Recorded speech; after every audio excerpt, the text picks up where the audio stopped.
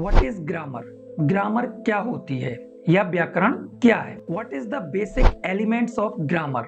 Grammar के जो basic elements हैं वो क्या होते हैं? Why is grammar so important to learn any language? किसी भाषा को सीखने के लिए ग्रामर क्यों जरूरी है? Where is grammar used? व्याकरण कहाँ उपयोग की जाती है? Do we need to study grammar to learn any language? क्या किसी भाषा को सीखने के लिए ग्रामर को पढ़ना जरूरी है? In this video I am going to cover answers of all questions related to grammar. आप चाहे स्टूडेंट्स हों या फिर आपने अभी इंग्लिश ग्रामर को पढ़ना शुरू किया है या इंग्लिश ग्रामर के बेसिक्स को जानना चाहते हैं, तो यह वीडियो आप सबके लिए है। सो मेक श्योर कि आप इस वीडियो को बिल्कुल शुरू से लेके अंत तक देखिएगा। So without making further ado, let's jump into this amazing video.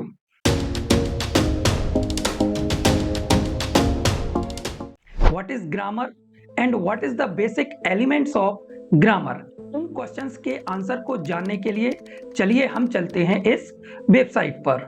Grammar is the system of language. जो ग्रामर होती है वह किसी भाषा की प्रणाली होती है। People sometimes describe grammar as the rules of a language. जो लोग हैं कभी कभी व्याकरण को भाषा के नियम के तौर पर परिभाषित या वर्णन करते हैं। परंतु in fact no language has rules. लेकिन वास्तव में भाषा के कोई नियम नहीं होते हैं। If we use the word rules, अगर हम इस शब्द नियम शब्द को उपयोग करते हैं, we suggest, हम सुझाव देते हैं that somebody created the rules first, कि किसी ने सबसे पहले नियम को बनाया and then spoke the language, और उसके बाद भाषा को बोला। like a new game, जैसे कि खेलों में पहले नियम बनाए जाते हैं फिर बाद में खेल को खेला जाता है। But language did not start like that, लेकिन कोई भी भाषा इस प्रकार से शुरू नहीं हुई। Language started by people making sounds. जो भाषा का निर्माण हुआ है वह साउंड्स के द्वारा, ध्वनियों के द्वारा हुआ है। विच इवॉल्व्ड इनटू वर्ड्स, और उन्हीं ध्वनियों से शब्दों का निर्माण हुआ है, उन्हीं ध्वनियों से फ्रेजेस का निर्माण हुआ है, उन्हीं ध्वनियों से सेंटेंसेस का निर्माण हुआ है। No commonly spoken language is fixed. साधारण तौर पर जो भाषा बोली जाती है वह स्थिर या फिक्स नहीं होती है। All languages change over time. सभी भाषाएं समय के हिसाब से बदलती रही है। What we call grammar is simply a reflection of language at a particular time. तो जिसे हम व्याकरण बोलते हैं वास्तव में एक पर्टिकुलर समय में बोली जाने वाली भाषा का प्रतिबिंब मात्र होती है। Now the next question is, do we need to study grammar to learn a language? क्या वास्तव में हमें किसी भाषा को सीखने के लिए ग्रामर को पढ़ना जरूरी है? According to this website the answer is no. उत्तर क्या है? नहीं है। Very many people in the world speak their own. संसार में जो लोग हैं वह ग्रामर को पढ़ने के पहले ही भाषा को बोलते हैं। नेटिव लैंग्वेज, जो उनकी मातृभाषा होती है, वह अपनी मातृभाषा को बिना ग्रामर को पढ़े ही बोलना शुरू कर देते हैं। Without having studied it's grammar, अपनी मातृभाषा की ग्रामर या व्याकरण को पढ़े बिना ही उस भाषा को बोलना शुरू कर देते हैं। Children start to speak before they even know the word grammar.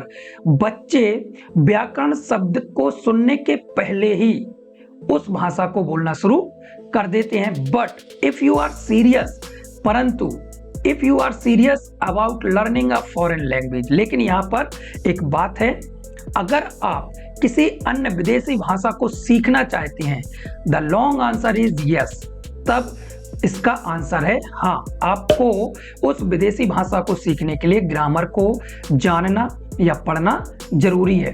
Grammar can help you, जो ग्रामर है, जो व्याकरण है, वह आपको मदद कर सकती है टू लर्न अ लैंग्वेज, किसी भाषा को सीखने में, more quickly and more efficiently. किसी भाषा को जल्दी से सीखने में और समझने में व्याकरण आपकी मदद कर सकती है। It is important to think of grammar as something that can help you.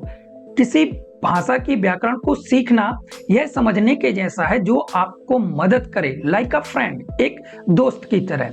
When you understand the grammar, जब आप ग्रामर को समझते हो और सिस्टम ऑफ लैंग्वेज और किसी भाषा की प्रणाली को समझते हो, यू कैन अंडरस्टैंड, तब आप समझ सकते हैं मैनी थिंग्स योरसेल्फ, अपने आप से कई चीजों को समझ सकते हो। Without having to ask a teacher, किसी शिक्षक से पूछे बिना, और लुक इन अ बुक, किसी किताब में देखे बिना आप कई चीजों को अपने आप से ही सीख सकते हो। So think of a grammar as something good.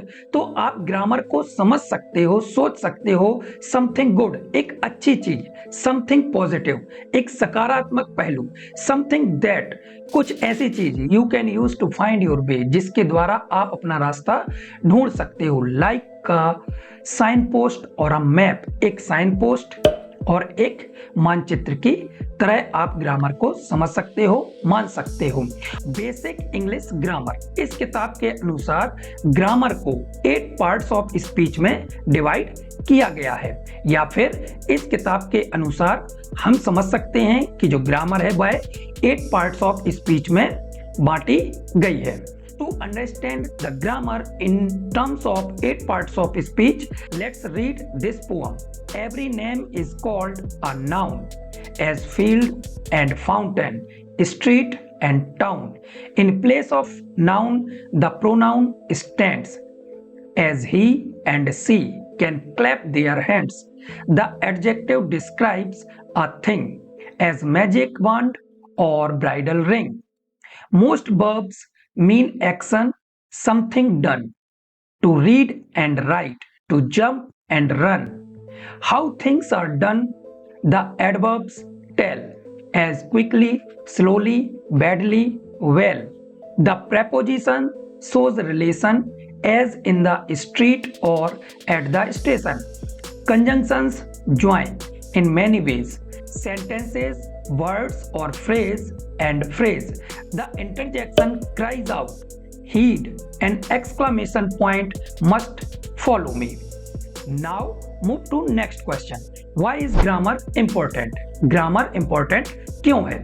Grammar is important because it helps understand people each other, क्योंकि यह हमें मदद करती है लोगों को अच्छे से समझने में।